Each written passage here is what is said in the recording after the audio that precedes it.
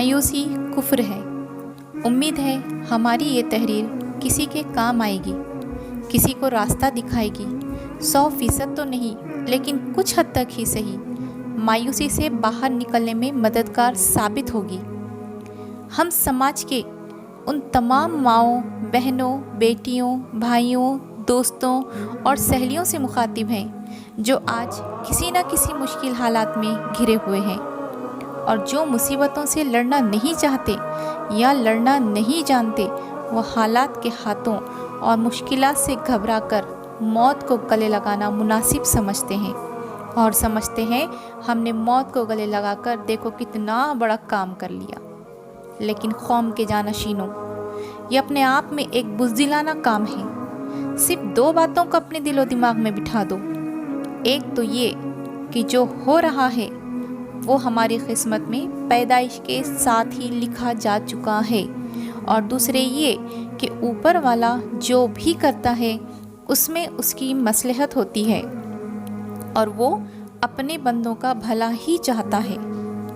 اس میں ہمارے لیے کوئی نہ کوئی بہتری ضرور ہوتی ہے۔ ہم مخاطب ہیں ان طلباء سے جو پڑھائی کو بوجھ سمجھ کر اور امتحان میں ناکامی کے ڈر سے اپنے آپ کو موت کے حوالے کرتے ہیں۔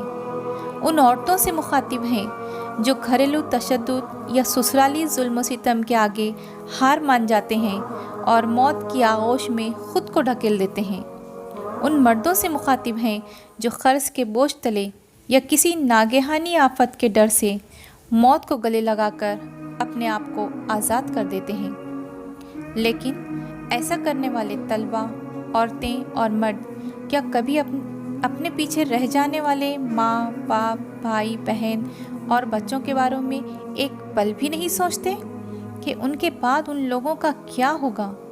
کیا ان کی زندگیاں خوشحال گزریں گی؟ نہیں، کبھی نہیں۔ تو آئیے آج سے عزم کریں کہ ہمارا دھیان خودکشی جیسے بزدلانہ قدم کی طرف کبھی نہیں اٹھے گا جو کہ خود اپنے آپ میں حرام ہے۔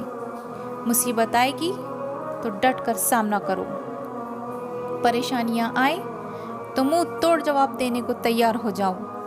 ناکامی نے گھیرا تو اس کو جھٹک کر کامیابی حاصل کرنے کے دروازے ڈھونڈو۔ آخر ہم ہوتے کون ہیں جو خدا کی دی ہوئی زندگی کو اپنے ہاتھوں سے ختم کرنے والے؟ جب زندگی دی ہوئی اسی کی ہے تو زندگی چھیننے کا حق بھی اسی کو ہے۔ پیدا اس نے کیا تو موت بھی وہی دے گا نا۔